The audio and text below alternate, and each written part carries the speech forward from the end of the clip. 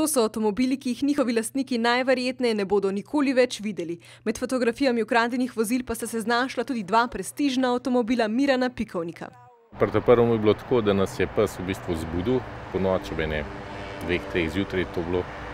Tako da smo še videli, ko se je avto odpeljal z dvorišča. Nemudoma so poklicali policijo, ki je avtomobil izsledila, za storilcem pa se je izgubila vsaka sled. A Miran si ni oddahnil za dolgo, malo zatem so mu izpred domačega praga ukradli še Porscheja vrednega 100 000 evrov.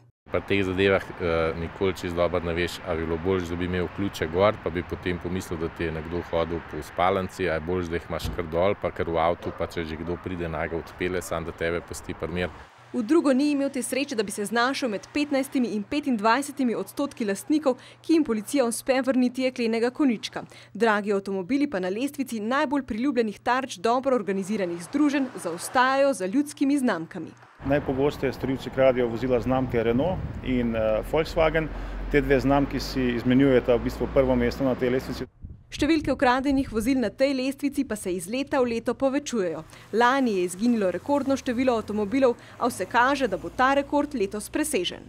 Samo v prvih 3 mesecih je bilo ukradenih že 266 vozil, kar je za dobrih 19% več kot v enakem obdobju lanskega leta. Ta vozila so najpogosteje namenjena razrezu za rezervne dele, tako na trgu v Sloveniji, kot na trgih na območju bivše Republike Jugoslavije, se pravi na območju Balkana.